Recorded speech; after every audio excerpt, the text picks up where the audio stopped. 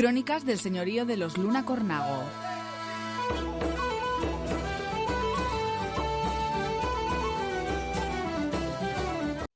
El proyecto del segundo monasterio de Fitero. La conquista de Cuenca, que tuvo lugar el 21 de septiembre de 1177 bajo el liderazgo de Alfonso VIII, pocos meses antes de que se rindiese la ciudad de Cuenca a sus sitiadores, en el mes de junio, Alfonso VIII se había ausentado unos días para entrevistarse en Tarazona con los reyes de León y de Aragón. Pocos días después de haberse entrevistado con el rey de Navarra, entre Calahorra y San Adrián, en Navarra. Aprovechando esta última reunión, se acercó a Préjano, en La Rioja, el abad de Fitero, Guillermo, y acompañado de los tres hermanos, el maestro cantor Godefroy, Diego Velázquez y Lope de Mendoza, este último era entonces alcaide de Tudegén, y como tal figura también en 1161 al 69 para presentarle sus quejas porque los alfareños le habían causado diversas vejaciones en su balneario de Tudegén. Memoria del juicio que dio el rey Alfonso sobre las aguas de Tudelión en Présano, después de las muchas molestias y diversas vejaciones que los hombres de Alfaro descortésmente hicieron. Últimamente yo, Guillermo, abad de Fitero, con mis hermanos Gofredo Cantor y Diego Velázquez y Lope de Mendoza, llegamos a la presencia de Alfonso, rey de Castilla, que volvía de la junta que tuvo con don Sancho, su tío rey de Navarra, entre Calahorra y San Adrián. Hallábase en Préjano, donde lo hospedó don Gonzalo Copelín. Allí el sobredicho rey, habiendo oído los privilegios y razones de una y otra parte, quiso que se tratase de composición y por sí ajustarla. Oyendo don Lope de Alfaro, que era el señor de los dichos hombres y se hallaba allí por sí y por ellos todos, dijo con voz libre que no recibiría ni admitía composición alguna. Entonces el rey, llevando a mal esta respuesta del sobredicho, llamando a los principales de su corte, esto es, el conde Sancho Pérez, el conde Gómez y Pedro Rodríguez de Nájera, y Rodrigo su mayordomo y Pedro Rodríguez su hermano, y don Gonzalo Copelín, les mandó que diesen sentencia e hiciesen justicia a ambas partes. Y ellos dijeron esta: que el rey proveyese y pusiese un hombre leal y hábil con fidelidad, solicitud y diligencia, inquisiese si el dicho don Lope o los hombres de Alfaro han quitado con violencia suya las aguas de Tudegén,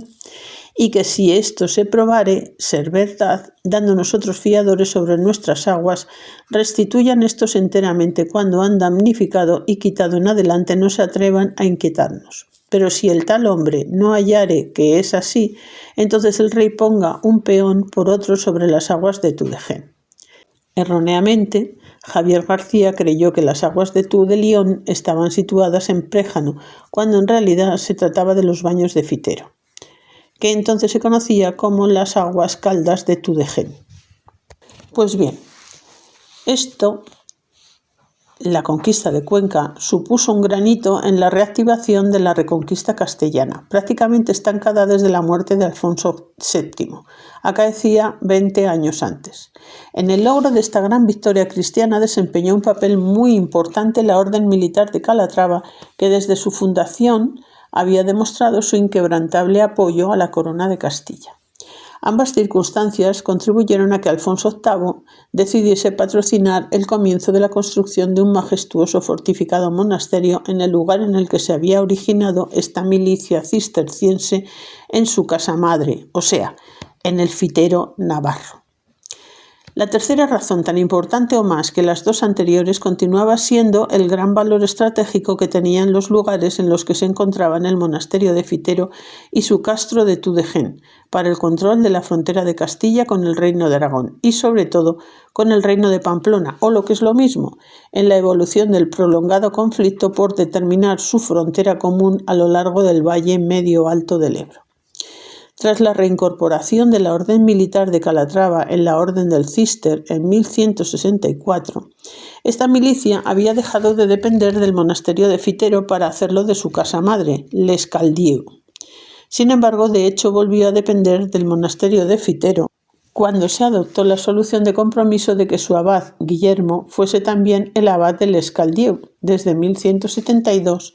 no siendo casualidad que esta medida fuese tomada poco antes de que se rompiese la tregua y se reactivase la guerra fronteriza entre Castilla y Navarra. A pesar de que Guillermo no estaba completamente de acuerdo con la política de Alfonso VIII o con el apoyo y el control que éste ejercía o quería recuperar sobre la orden militar de Calatrava. Además, el proyecto de Alfonso VIII para edificar un segundo monasterio en Fitero no contaba con el apoyo de la comunidad cisterciense instalada en las dependencias del primero, ni tampoco contaba con el beneplácito del obispo de Tarazona, el cual, al estar bajo la influencia política de la Corona de Aragón, que también pretendía atraerse a la orden militar de Calatrava, tampoco veía con buenos ojos el incremento de la presencia castellana en el monasterio. Recordemos que además el propio obispo de Tarazona, antes de asumir el cargo, lo había usurpado personalmente a la diócesis castellana de Calahorra en 1159. Ninguna de estas reticencias impidió que Alfonso VIII siguiese adelante con su proyecto. La solución que adoptó fue posible gracias a la fronteriza situación del monasterio de Fitero, no solo entre los tres reinos cristianos, sino también entre los dos obispados afectos. Por una parte, emprendió una política de hechos consumados, dando comienzo a las obras para construir el segundo monasterio de Fitero en las inmediaciones del primer complejo monástico en el que residía la segunda comunidad cisterciense, pero en terreno castellano, y en la diócesis castellana de Calahorra, cuyo obispo todavía recordaba personalmente cómo le habían usurpado aquel monasterio de Fitero, y cómo parte de sus monjes ultrajados habían acudido a él solicitándole refugio y protección. En paralelo, Alfonso VIII abrió una vía de negociaciones formales con diferentes instituciones. Una de ellas fue la del respaldo a las reivindicaciones del obispo de Calahorra, que entonces se reactivaron, llegando incluso a apelar al propio Papa en el Concilio de Letrán en Roma en el año 1179. Lo que provocó que éste las atendiese y estableciese que tanto el obispo de Calahorra como el de Tarazona dirimiesen sus diferencias ante el arzobispo de Tarragona, del que ambas diócesis dependían. Pero el Papa Alejandro III, en el citado concilio, atendió también la solicitud de amparo que le había solicitado el abad de Fitero en el Escaldieu, para que no se pudiera construir otro monasterio a menos de media legua de distancia del suyo, con el claro propósito de que cesasen los preparativos de las obras del nuevo monasterio. En 1182 la situación del monasterio de Fitero debió de ser tan tensa que forzó la marcha del abad Guillermo al monasterio del Escaldieu, dejando a cargo de la comunidad de Fitero al nuevo abad Maurín. Con este movimiento, Guillermo se llevó la dependencia cisterciense de la Orden Militar de Calatrava al otro lado de los Pirineos, donde Alfonso VIII tenía menos posibilidades de ejercer su influencia. El contencioso entre las diócesis de Calahorra y Tarazona, tras pasar por diversas vicisitudes en las que se puso de manifiesto el poco interés del arzobispo de Tarragona en otorgarle la razón que le correspondía al primero, acabó en vía muerta poco después de 1187. Por tanto, beneficiando los ilícitos intereses del obispo de Tarazona. Precisamente del año 1187 datan las últimas reivindicaciones del obispo de Calahorra y en el que aparece que todas las partes implicadas de este polifacético conflicto debieron de comenzar a llegar a acuerdos. El traspaso de la dependencia cisterciense de la Orden Militar de Calatrava a la Casa Madre del Escaldieu, esto es, el monasterio de Morimón, y el nombramiento de un nuevo abad en Fitero, que por primera vez era de origen castellano y no ultrapirenaico. Pedro de Quesada, a la vez que buena parte de la comunidad monástica de Fitero, marchó al monasterio benedictino de San Pedro Gumiel, bajo la dirección del que luego sería el famoso monje Diego Velázquez. Los últimos flecos de este prolongado conflicto se resolvieron en 1194, cuando el monasterio de San Pedro Gumiel acabó afiliándose al monasterio de Morimón, pasando a obtener de éste la gestión delegada de la relación con la Orden Militar de Calatrava, por medio de la nueva creación de un priorato de Calatrava, a cuyo cargo estuvo el citado Diego Velázquez. Esta solución hizo que un verdadero refundador de la orden militar de Calatrava, nueva y definitivamente castellana, a la vez que cisterciense, aunque desde 1187 ya no dependiese de Fitero. Inconsistencia que en la mítica historia, más bien leyenda relatada por el arzobispo de Toledo, Rodrigo Ximénez de Rada, en 1243, acerca de la fundación de esta orden militar, fue resuelta juntando a su fundador San Raimundo de Fitero con su refundador, Diego Velázquez, que también había sido monje de Fitero, saltándose todos los complejos problemas debidos a los conflictos fronterizos entre diócesis y reinos. La historia del monasterio ha tenido, como vemos, muchos dimes y diretes, muchos intereses, parece ser que estando en zona de frontera aquí a todo el mundo le interesaba meter el cazo. Y en la fundación también de la Orden de Calatrava, que era una gran herramienta militar, pues 3/4 de lo mismo. Seguimos con los avatares que sufrió el propio monasterio de Fitero, el segundo monasterio, para su creación y su fundación y su construcción. En 1195, las tropas de Alfonso VIII sufrieron la terrible derrota de Alarcos, en Ciudad Real, entre cuyas consecuencias se incluye la pérdida de la plaza de Calatrava, que entonces cayó en poder de los almohades. Este nefasto acontecimiento hizo que las prioridades del monarca castellano cambiaran para poder centrarse en la preparación de la respuesta y recuperación de este gran desastre. En marzo de 1196, Alfonso VIII se reunió con el rey de Navarra, Sancho VII el Fuerte, y con el de Aragón, Alfonso II el Casto,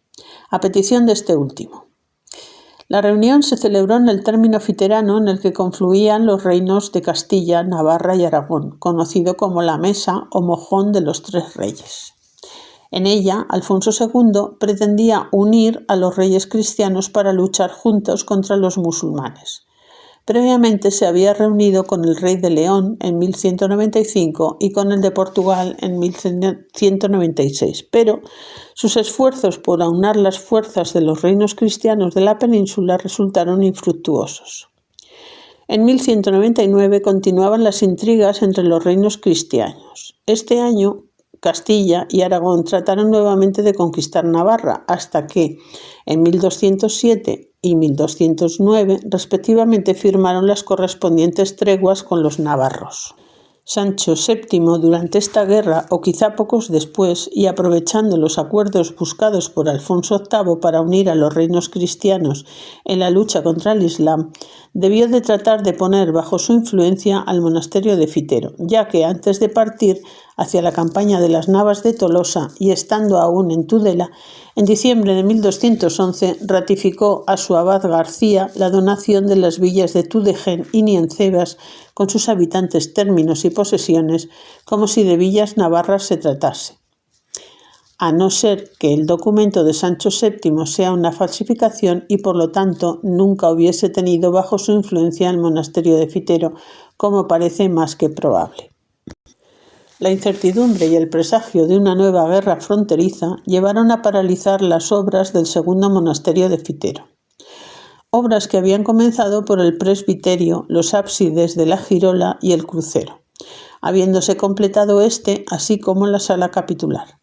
El resto de la iglesia de las principales dependencias del monasterio aún estaban en su fase de proyecto y por lo tanto la comunidad cisterciense de Fitero seguía habitando y realizando su vida cotidiana en el primer complejo monástico. Al ritmo de las obras de Fitero se revitalizó tras la victoria de las Navas de Tolosa, que se realizó en el pueblo de La Carolina, en Jaén,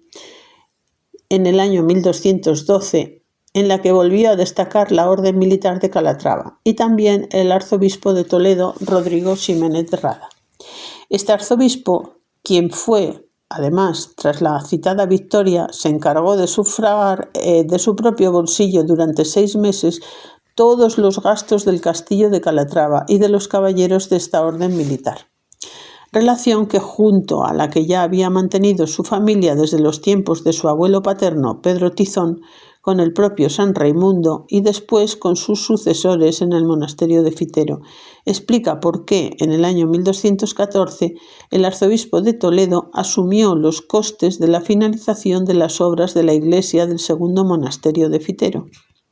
consagrándose esta en junio del año 1247. Las prolongadas obras del segundo monasterio de Fitero dieron lugar a la aparición de vecinos del monasterio a los que se les puede dar una categoría que va más allá de la de meros transeúntes en contra de lo expuesto por Manuel Sesma, que consideraba que estos debían de tomarse como ocasionales operarios seglares que trabajaron en la construcción de la iglesia, junto con los arquitectos, canteros y albañiles de la misma orden,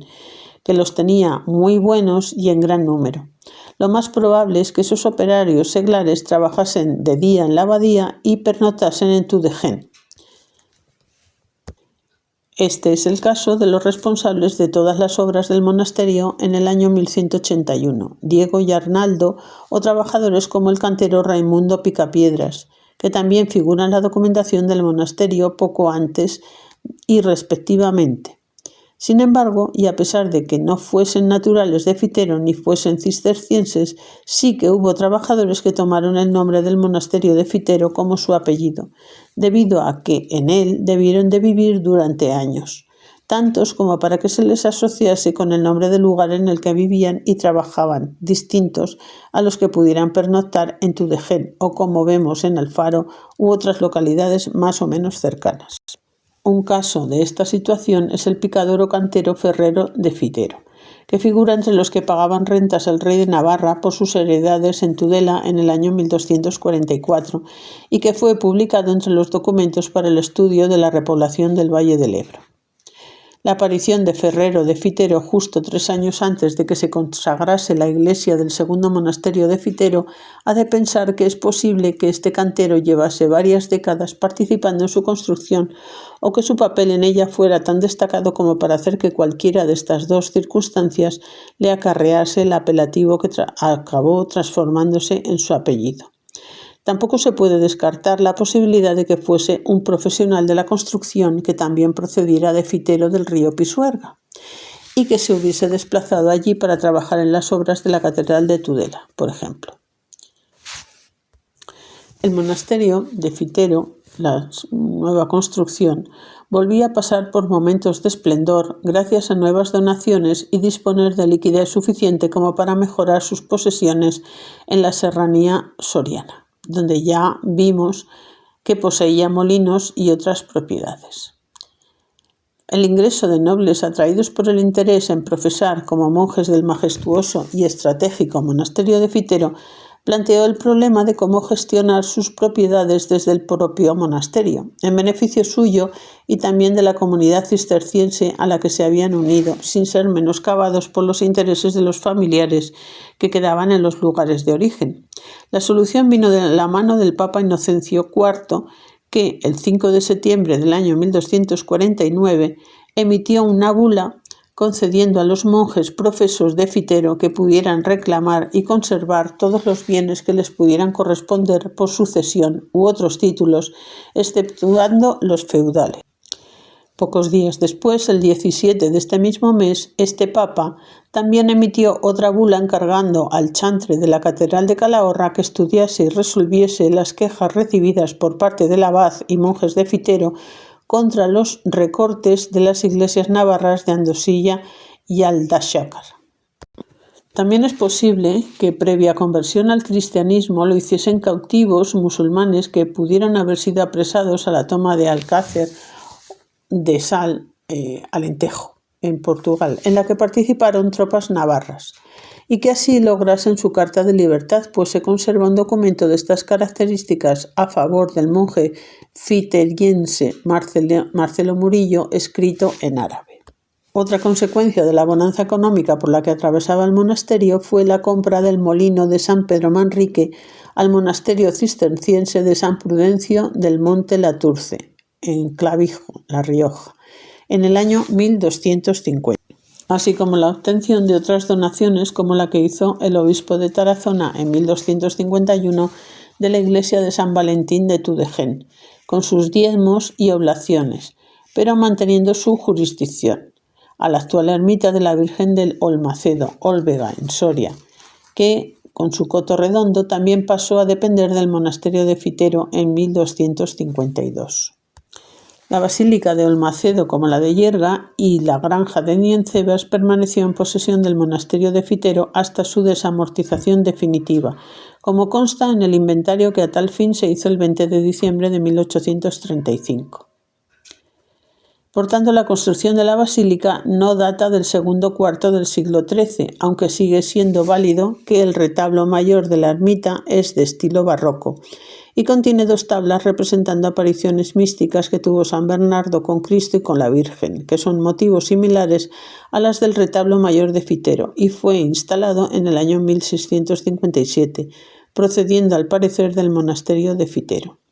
Además, en el retablo barroco del Cristo de la Vega se conservan sendas tablas representando a San Raimundo de Fitero y a Diego Velázquez, vestidos como cistercienses y arrodillados ante la imagen de la Virgen de Olmacedo,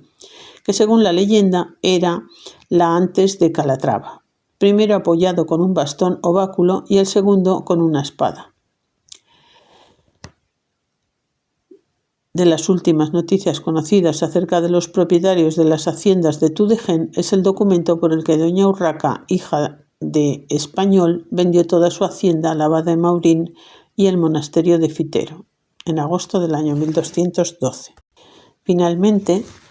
la iglesia del monasterio de Fitero fue consagrada el 15 de mayo de 1269 por el obispo de Tarazona. La despoblación de la villa de Tudegen. Al tiempo de reanudarse las obras del segundo monasterio de Fitero, el largo conflicto fronterizo latente en toda la frontera entre los reinos de Castilla y Navarra tuvo consecuencias funestas para la villa de Tudegen, que acabó despoblándose por aquel entonces. Los intereses del monasterio de Fitero por contar con mano de obra para la explotación de sus propiedades agropecuarias, para la protección de su patrimonio y de su propio monasterio, coincidían con los intereses de la Corona de Castilla en tener bien defendidos los puntos más estratégicos de su frontera con Navarra, entre los que destacaba el castillo de Tudegen. Contexto en el que se comprende por qué en el año 1222 el abad de Fitero obtuvo el permiso del rey de Castilla y León, Fernando III el Santo, para intentar que se instalasen en Tudegen 12 moros casados. Al no conseguirlo, la comunidad cisterciense de Fitero siguió adelante con la mera compañía excepcional de los trabajadores de la construcción del nuevo monasterio, circunstancia que llevó a Fernando III a tomar bajo su protección al monasterio, sus habitantes y granjas por medio de un privilegio de salvaguarda que otorgó en Soria en enero del año 1234. Tras la muerte del rey de Navarra, Sancho VII el Fuerte, y ya en el mes de abril de ese mismo año, el rey de Aragón, Jaime I el Conquistador, no reivindicó sus derechos sucesorios al trono navarro, sino que tuteló el comienzo del reinado de Teobaldo I el Trovador y después de la muerte de este, ya en 1253, apoyó a su hijo y sucesor Teobaldo II I el Joven, firmando un acuerdo con su madre y regente de Navarra, Margarita, contra posibles ataques castellanos. Esta coyuntura motivó la llegada de Jaime I a Monteagudo, en Navarra, en abril del año 1254 para renovar su apoyo a Teobaldo II, ante la que se creía que iba a ser una inminente guerra con Castilla, que finalmente no llegó a producirse, pues se alcanzaron acuerdos de paz entre los 3 reinos, en noviembre de 1254, que cristalizaron en sendos acuerdos bilaterales en el 55 y en el 56, entre Alfonso X el Sabio con los reyes de Navarra y de Aragón, respectivamente. La distensión con Castilla produjo un distanciamiento entre aragoneses y navarros, con la consiguiente inestabilidad de su frontera, en la década de 1257 a 1267. Provocando la consiguiente inestabilidad en el señorío del monasterio de Fitero, cuya delicada situación forzó a que Alfonso X, siempre interesado en su protección y estando en Santo Domingo de la Calzada, en La Rioja, el 22 de marzo de 1260, recabase el apoyo de las poblaciones castellanas vecinas. El dicho señor rey don Alonso, del cual, estando en la ciudad de Alfaro el lunes 22 de marzo de 1298, que fue el año de Cristo de 1260, hizo un mandato mandando a cualquier hombre de Calahorra, de Arnedo, de Alfaro, de Ágreda, de Cervera, de Autol, diciendo cómo el dicho rey don Alfonso había estado en el dicho monasterio de Fitero y que el abad y convento se habían querellado algunos hombres y de su tierra y de Navarra, que les pasan contraprivilegios, que nos mostraron que tienen el rey don Sancho y el rey don Alfonso, vuestro bisabuelo, y el rey don Fernando, nuestro padre, y que nos confirmamos sobre las aguas y los términos y los pastos y en otras cosas, y porque el monasterio sobredicho es nuestro e cosa que nos debemos de guardar y amparar, rogamos a vos y mandamos que los guarde, los defienda y les haga tener y cumplir sus privilegios, como en ellos dice así, en las aguas que como en los términos y en los pastos y en todas las otras cosas, no consistantes de los de nuestro reino ni de Navarra que pasen contra ellos, ni les hagan tuerto ni demás escritura dada en Alfaro el lunes 22 de marzo de 1298. La estabilidad quedaba muy lejos de alcanzarse y la delicada situación por la que atravesaban las fronteras de los tres reinos debió de favorecer el hecho de que los navarros y los castellanos tratasen de atraerse el apoyo del monasterio de Fitero. Muestra de ello debió de ser el hecho de que se recibiesen favores, prebendas, como la donación de la villa navarra de Murruzábal de Andión, en Mendigorría, en Navarra, en junio del 1260, de manos del señor de Alfaro, García López, a condición de que su hermano Diego García Alfaro y su hermana Andriqueña tuviesen derecho al usufructo mientras viviesen. Donación de la villa navarra de Murruzábal y en una serna cercana situada entre las también localidades navarras de Larraga y Andión, que el 10 de junio de 1260 hizo el señor de Alfaro García López a favor del monasterio de Fitero, a condición de que su hermano Diego García de Alfaro y su hermana Andriqueña tuviesen derecho al usufructo mientras viviesen, y fue ratificada por medio de sendas concordias.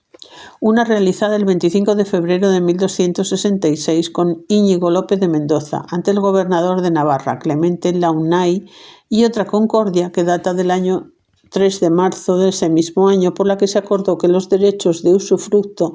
se extendiesen al marido de Andriqueña, que no era otro que el citado Íñigo López de Mendoza, con el beneplácito de Teobaldo II el Joven, quien realizó la confirmación de esta concordia el 22 de noviembre de 1266. Desconociéndose el efecto de esta concordia, aunque parece que Diego García de Alfaro debió de sobrevivir a su hermana y a su yerno, ya que en mayo de 1278 no los citó al realizar la nueva donación de la villa de Murruzábal y la citada serna cercana al monasterio de Fitero. Aún García López de Alfaro le ridiculizaron en una canción satírica hacia finales de 1254, pudiendo tratarse de uno de los embajadores navarros que junto con Lope García de Tudela fueron enviados por Teobaldo I a Sevilla con el fin de concretar unas treguas con Castilla, que Fernando III firmó el 15 de junio de 1250 en dicha ciudad castellana. A pesar de la semejanza de nombres con otros personajes presentados en este trabajo de Beltrán, como por ejemplo García López, clérigo que sirvió a Teobaldo II, creemos que García López de Alfaro nada tuvo que ver con ellos, si bien creemos que pudo tratarse del citado embajador que quizá, muerto Teobaldo I, decidió regresar a Castilla y ser entonces señor de Alfaro, lo que explicaría el origen de sus posesiones navarras en Murruzábal. También es posible que se trate del mismo García López de Alfaro que en marzo de 1237 era señor de Mendavia, en Navarra, al servicio de Teobaldo I. Pues bien, la estabilidad quedaba muy lejos de alcanzarse y la delicada situación por lo que atravesaban las fronteras de los tres reinos debió de favorecer el hecho de que los navarros y los castellanos tratasen de atraerse el apoyo del monasterio de Fitero. Muestra de ello debió de ser el hecho de que éste recibiese favores y prebendas como la donación de la villa navarra de Murruzábal de Andión en Mendigorría, en Navarra, en junio de 1260, de manos del señor de Alfaro García López, a condición de que su hermano Diego García de Alfaro y su hermana Enriqueña tuviesen derecho al usufructo mientras viviesen. El 23 de marzo de 1266, cuando no hacía ni 2 décadas de la consagración de la iglesia del segundo monasterio, y cuando faltaban cerca de otras 2 para que se completasen la edificación del resto de las dependencias del nuevo monasterio y se pudiera realizar el traslado de la comunidad cisterciense de Fitero, su abad volvió a intentar la repoblación de Tudegén. Entonces contó con el permiso del rey Alfonso X y durante algunos años debieron de asentarse allí nuevos vasallos del monasterio. La crónica dificultad de esta frontera debió de favorecer el paso del monasterio de Fitero a la órbita e incluso a la dependencia temporal del reino de Navarra, o al menos a mantener buenas relaciones con la corona del reino vecino para evitar peores consecuencias. Así lo demuestra el hecho de que en 1268 contribuyese a la recaudación excepcional del impuesto especial rediezmo para financiar la cruzada que iba a emprender Teobaldo II, en compañía de su suegro, el rey de Francia, en 1270.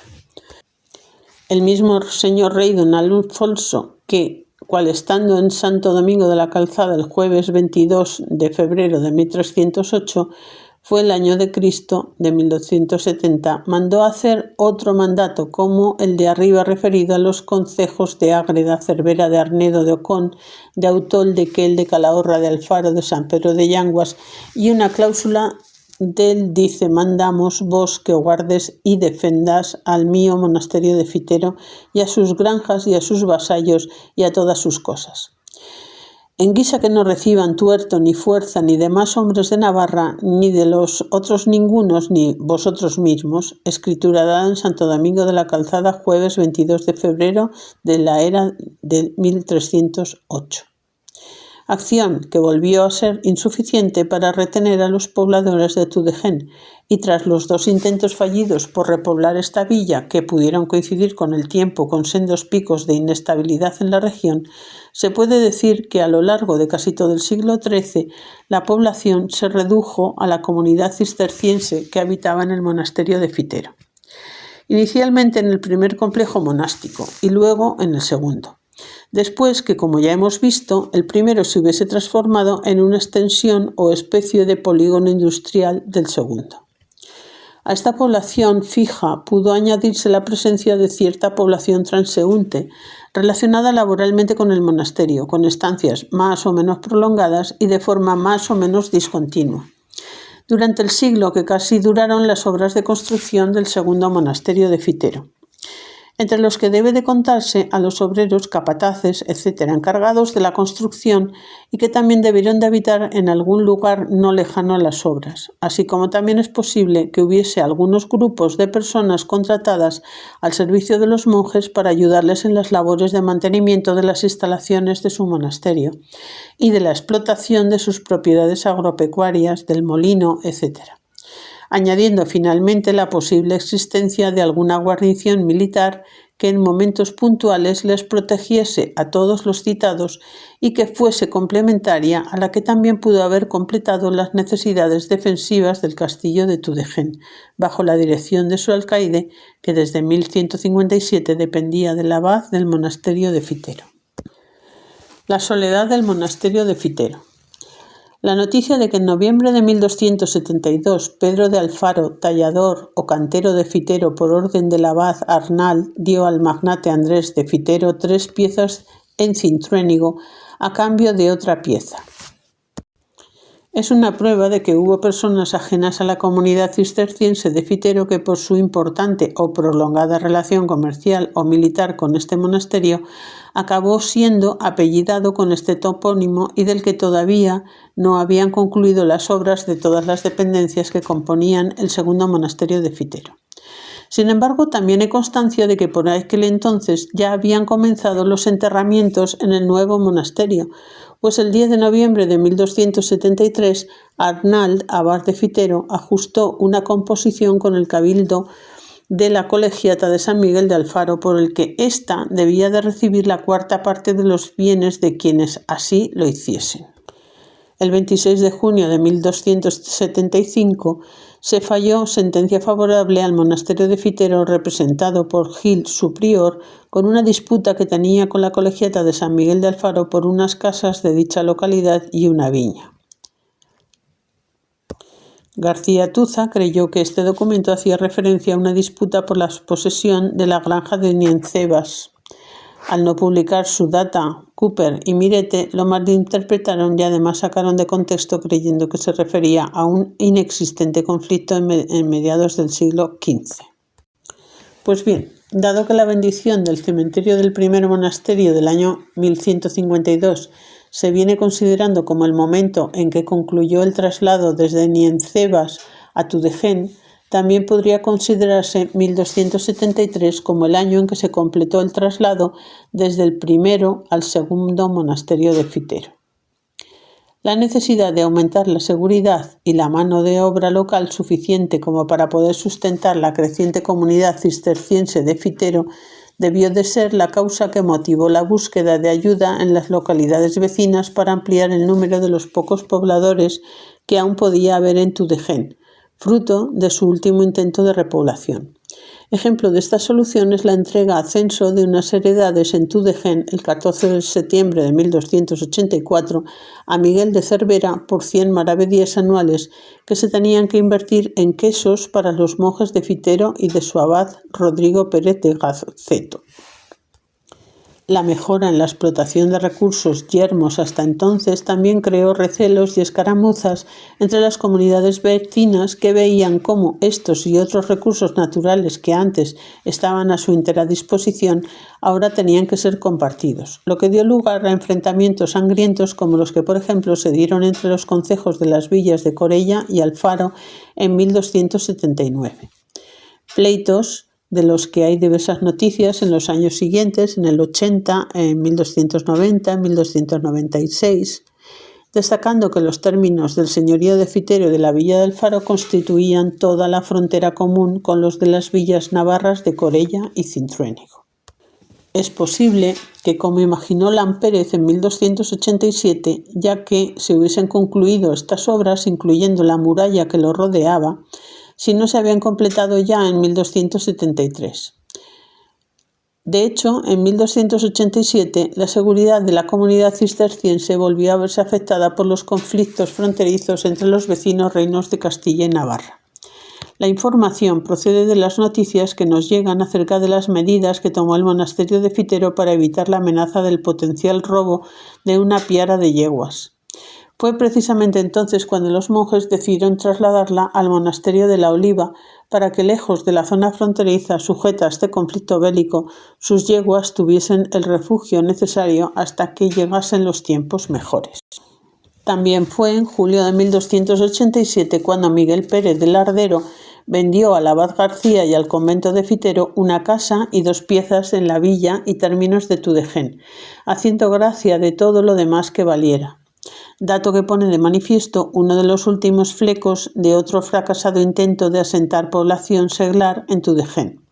debido a la inestabilidad en la que se encontraba la frontera, aunque esta no es la última noticia acerca de la presencia de gente explotando propiedades en Tudegén, ya que el 14 de septiembre de 1294 vuelve a figurar Miguel de Cervera, quizá por la cercanía de su lugar de origen, recibiendo a censo una viña y otras propiedades en Tudegén por 100 maravedíes anuales.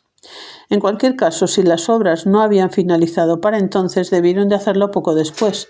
Una posible fecha para este acontecimiento pudo ser la del 17 de agosto de 1289, cuando el rey de Castilla, Sancho IV el Bravo, procedió a reconocer todos los privilegios del monasterio de Fitero, ordenando realizar una revisión del amojonamiento de su regadío, así como también le libró de algunas cargas como la dispensa de dar yantares, mula o de atender con vaso de plata al merino mayor de Castilla, y le otorgó los derechos de castillaje. Como hemos dicho, en el año 1289 concedió el rey don Sancho de Castilla, llamado el Bravo, un privilegio librando al monasterio de dar de comer a los ministros y otras cargas que solo debía de cumplimentar a la persona real, y en este privilegio concedió también la gracia de castillaje por las palabras siguientes: y por hacer más bien y merced es nuestra merced y voluntad que todos los ganados que entraren o pasearen por cualesquiera cosas o por los términos que dicen de tú o de gen, por donde con sus privilegios y cartas dicen que pague el monasterio el castillaje que a los castillos se acostumbra a pagar. Y este privilegio está confirmado por el rey don Fernando el IV y se halla el número 14 y 20 de talego o fajo. Y primero se hallará también en la escritura de la propiedad y en el número 6 de este fajo se halla también copia fehaciente de este privilegio y otros. Y que el monasterio tiene este privilegio, está en uso y posesión de cobrar 2 reses de cada rebaño que pasa de Castilla a Navarra o de Navarra a Castilla. Y el monasterio ha nombrado guardas para ello y han carnereado cuando han pasado sin manifestar. Y en este número se hallarán algunas partidas por donde consta haber pagado y se han hecho diferentes pruebas de la costumbre que había de pagar para presentarlas en los pleitos. Y en pleito de la nueva población se presentó prueba y 2 testimonios especiales, como se puede ver en el memorial ajustado al número 134, folio 59. Y también en este número quedan los artículos del monasterio y las mestas. Del pleito que se suscitó por haber carneado el monasterio unas reses de don Felipe de Sesma, que pasaba su ganado de Castilla a Navarra sin haber pagado al monasterio el derecho de castillaje. Y el padrecillero tiene el libro donde asienta las reses que pagan los que pasan ganados y también las licencias que da el monasterio para pasar sin pagar derechos a algunos naturales del reino, perdonándoles el derecho de castillaje. El pleito de don Felipe Sesma está presente en el oficio de Esteban de Gallarre,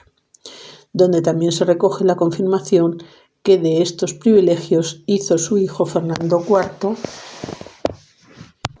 el 20 de diciembre de 1299. Estas medidas iban encaminadas a seguir protegiendo a esta comunidad monástica castellana de la mejor manera posible,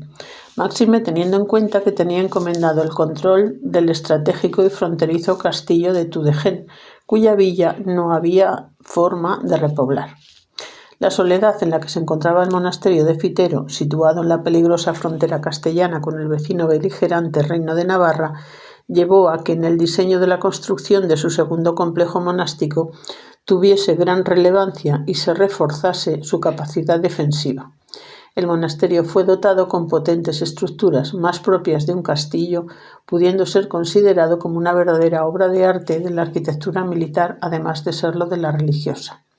El resultado final no solo fue el de la construcción de un monumental y grandioso monasterio, sino el de una verdadera y emblemática fortaleza defensiva que era lo que requería su estratégica situación de control absoluto sobre esta primera línea defensiva de la frontera castellana. Sus requisitos castrenses eran mucho más importantes que los que llevaron otros monasterios cistercienses a dotarse de murallas a su alrededor e incluso de alguna torre o puerta fortificada.